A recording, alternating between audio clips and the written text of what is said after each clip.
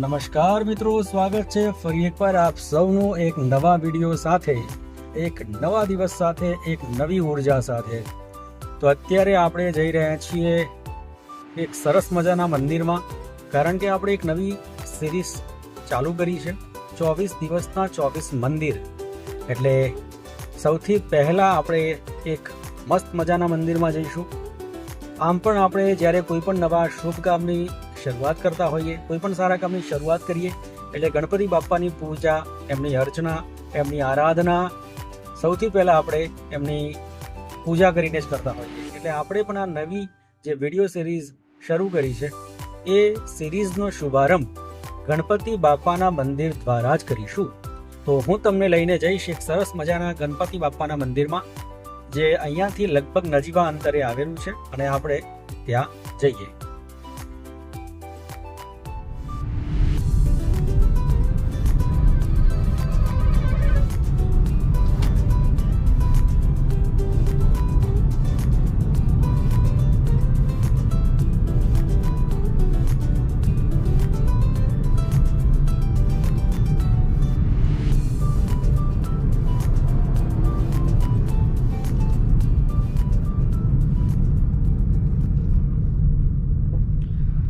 તો પહોંચી ગયા છીએ આપણે ધોળકા શહેરના રેલવે ફાટક પાસે, અને આ જે સીધો રસ્તો જાય એ જાય છે બગોદરા, અને તમે જો પાછળની તરફ જશો તો ખેડા.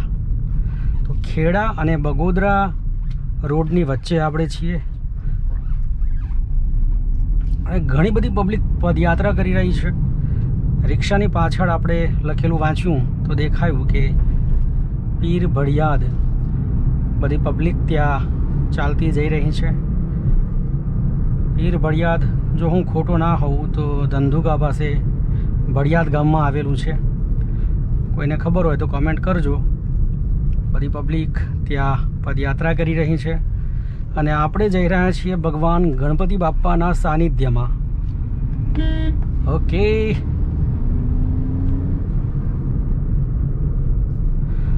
તો અત્યારે સમય થયો છે 12:48. બપોરના 12:48 થયા છે. એક 24 દિવસના 24 મંદિર, આ જે સિરીઝ આપણે શરૂ કરી છે એ સિરીઝના પહેલા વિડીયોની શરૂઆત આપણે કરી દીધી છે, અને ગણપતિ બાપ્પાના મંદિરનો પહેલો વિડીયો બનાવીએ. અને અહીંયાથી હવે લગભગ 30-40 મિનિટના અંતરે મંદિર આવેલું છે. આપણે ત્યાં પહોંચીએ અને તમને પણ ભગવાનના દર્શન કરાવવાનો પ્રયાસ કરીશ. જો ગર્ભગૃહમાં જવાની અનુમતિ મળે, પરવાનગી મળે, અનુમતિ તો મળશે પણ શૂટિંગ કરવાની, વિડીયો બનાવવાની પરમિશન ના હોય તો આપણે જવાય નહીં. એટલે આપણે ટ્રાય કરીશું કે પરમિશન હશે તો આપણે વિડીયો બનાવીશું. બાકી બહારના મંદિરની બહારના દ્રશ્યો તમને ચોક્કસ બતાવીશ. બાકી અત્યારે ટ્રાફિક બહુ છે અહીંયા, પબ્લિક ચાલતી જઈ રહી છે, એટલે સાવધાનીપૂર્વક ગાડી ચલાવીને જવું પડે. આપણે ધીમે ધીમે પહોંચવાનો પ્રયત્ન કરીએ ગણપતિ બાપાના મંદિરમાં. વિડીયોઝ તમને ગમે તો વિડીયોને લાઈક કરવાનું ભૂલતા નહીં. લાઈક કરશો તો વધારે મજા આવશે. યુટ્યુબના અલ્ગોરિધમ વ્યવસ્થિત સારી રીતે કામ કરશે. મારા વિડીયો અન્ય લોકો સુધી પહોંચાડવાનો પ્રયત્ન કરશે યુટ્યુબ. એટલે તમે લાઈક કરજો. કોમેન્ટમાં પણ તમે કંઈક લખી શકો છો. તમારા સૂચન આવકાર્ય છે. અને આવા જ વિડીયો જોવા માટે ચેનલને તો સબસ્ક્રાઈબ કરવી પડે, તો ચેનલને પણ સબસ્ક્રાઈબ કરી નાખજો. બાકી રોડ એકદમ સરસ મજાનો છે, મસ્ત રોડ છે, જરાય તમને તકલીફ નહીં પડે. હા, પદયાત્રા ચાલી રહી છે એટલે થોડી સાવધાની રાખવી પડે. સાવચેતીપૂર્વક ગાડી લઈને તમારે જવું પડે. બાકી રોડની કન્ડિશન એક નંબર. શિયાળાનો સમય છે, બપોરે ડ્રાઇવિંગ કરવાની મજા આવે, ગરમી ના હોય, ગાડીમાં તમારે એસી ચાલુ કરવાની પણ ખાસ જરૂર ના પડે, ગાડી ચલાવવાની પણ મજા આવે. અને બસ બીજું શું જોઈએ. આપણી આ જે સિરીઝ 24 દિવસ 24 મંદિર એ શરૂ કરી છે એ નિર્વિઘ્ને પૂર્ણ થાય અને આપણી કન્સિસ્ટન્સી જળવાઈ રહે. આપણે જે બીડું ઝડપ્યું છે એને પૂર્ણ કરવું પણ આપણી નૈતિક ફરજ છે. તો એને પૂર્ણ કરવા માટે, એને પૂરી કરવા માટે આપણને ભગવાન ગણપતિ બાપ્પા શક્તિ આપે, એક એવી જ પ્રાર્થના. અને તમને જો મારી સામે એક બ્રિજ દેખાઈ રહ્યો હોય તો એ છે ધોલેરા અમદાવાદ એક્સપ્રેસ વે. તમે અહીંયાથી પણ એક્સપ્રેસ વે ઉપર જઈ શકો છો. તો આ બ્રિજ તમે જે જોઈ રહ્યા છો એ ધોલેરા અમદાવાદ એક્સપ્રેસ વે.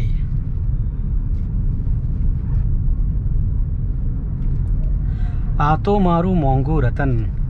આપણી આગળ જે આઈસર જઈ રહી છે એની પાછળ એક મસ્ત લાઈન લખેલી છે, આ તો મારું મોંઘું રતન. હવે તમે કોમેન્ટમાં જણાવો કે આ લાઈન તમને ક્યાં બંધ બેસે છે?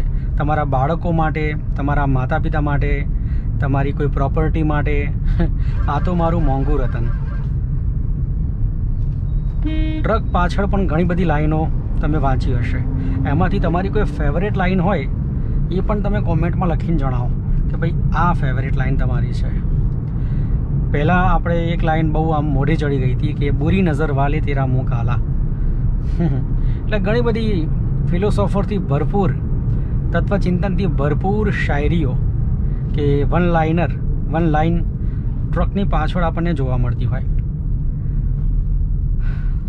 ભાઈ સાહેબ, પબ્લિકનો જમાવડો જબરદસ્ત. અને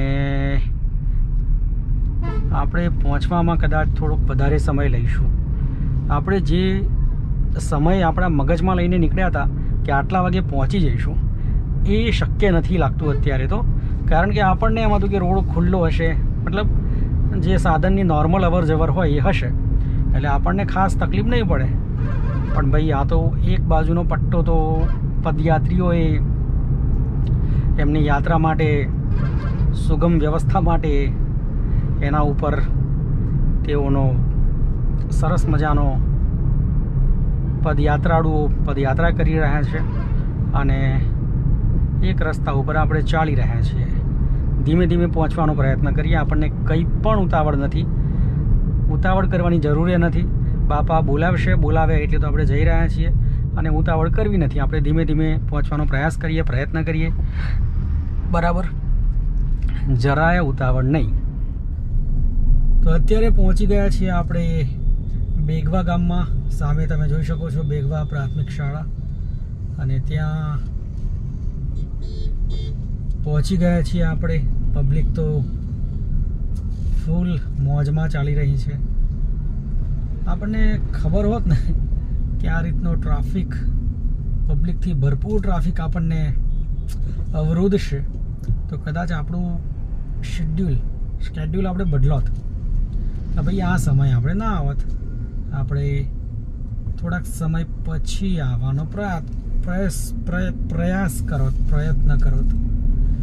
બટ ચલો બોલાવા આયા હે, ગણપતિ બાપ્પાને બોલાયા હે, ગણપતિ બાપ્પા મોર્યા.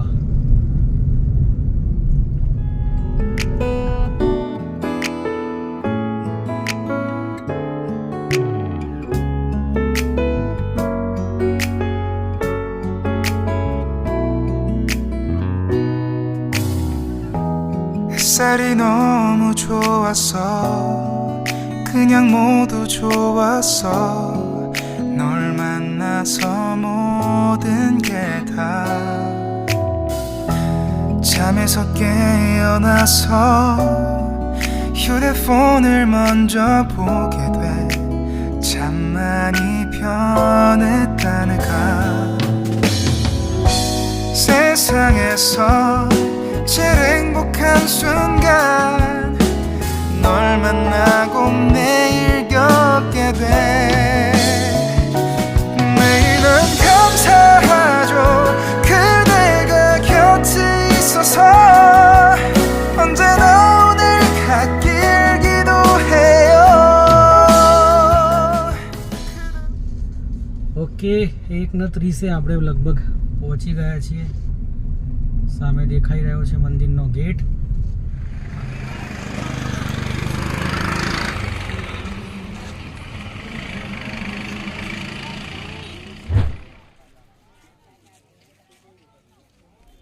સો મિત્રો, તમે જોઈ શકો છો કોટ ગણેશ મંદિરનું મુખ્ય પ્રવેશ દ્વાર.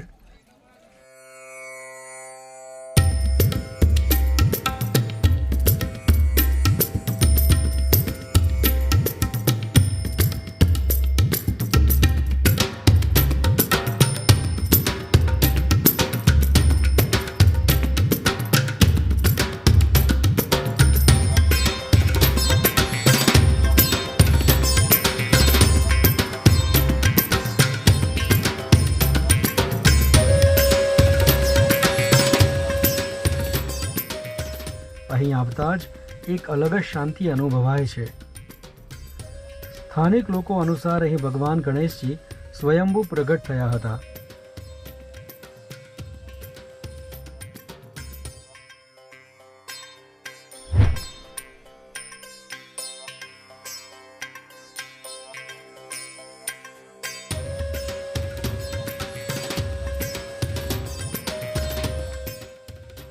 વર્ષોથી લોકો અહીં પોતાના મનની ઈચ્છા પ્રગટ કરે છે અને સાચા દિલથી પ્રાર્થના કરે છે તો તેમની ઈચ્છા પણ ફળીભૂત થાય છે.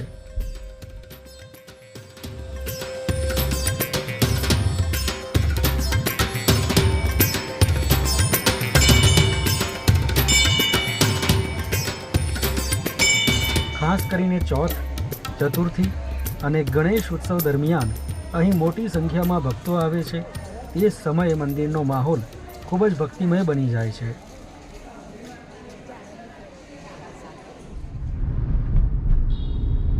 સો મિત્રો, આપણે ફાઇનલી ગણપતિ બાપાના દર્શન કરી લીધા અને તમને પણ દર્શન મેં કરાવ્યા. તો આ વિડીયો તમને કેવો લાગ્યો? તમારા જે પણ અભિપ્રાયો હોય, તમારા જે પણ મંતવ્યો હોય એ તમે કોમેન્ટ બોક્સમાં લખીને મને જણાવજો. એટલે આપણને ખ્યાલ આવે કે ભાઈ આપણે શું સુધારવાનું છે. આમ તો હજી ઘણું બધું સુધારવાનું છે, પણ જે પણ તમારા સૂચન હોય એ આવકાર્ય છે. એટલે વિડીયો તમને ગમ્યો હોય, મારો એફર્ટ, મારો તમને પ્રયત્ન ગમ્યો હોય તો વિડીયોને લાઈક કરજો અને સહકાર આપજો, સપોર્ટ કરજો અને તમારા સર્કલમાં, ગ્રુપ્સમાં વિડીયોને શેર કરીને તમે મને મદદરૂપ થઈ શકો છો. ગુજરાતના આવા ઘણા બધા મંદિરો હું તમને વર્ચ્યુઅલી બતાવવાનો પ્રયાસ કરીશ, કારણ કે આપણું હવે કામ જ એ છે કે આપણે અલગ અલગ મંદિરોમાં ફરીશું અને અલગ અલગ જગ્યાના વાઇબ્રેશન્સ, અલગ અલગ જગ્યાઓના જે તરંગો હોય એ મહેસૂસ કરવાનો પ્રયાસ કરીશું. બસ વિડીયો આવી રીતના જોવા માટે તમારે ચેનલને તો સબસ્ક્રાઈબ કરવી જ પડશે. તો ચેનલને સબસ્ક્રાઈબ ચોક્કસ કરી નાખજો, ભૂલતા નહીં. અને હવે આપણે જઈ રહ્યા છીએ ઘર તરફ, કારણ કે વિડીયોનું કામ પૂર્ણ થઈ ગયું. ગણપતિ બાપાના દર્શન કરી લીધા, બ્લોગ બની ગયો અને બસ હવે ઘરે જઈને આપણે એડિટ કરીશું. અને કદાચ તમે એડિટ થઈ ગયો હશે એટલે તમે જોઈ રહ્યા હશો, એટલે વિડીયોનું ફાઇનલ વર્ઝન તમે માણી રહ્યા છો. તો બસ આવી રીતે સહકાર આપતા રહેજો, સપોર્ટ કરતા રહેજો.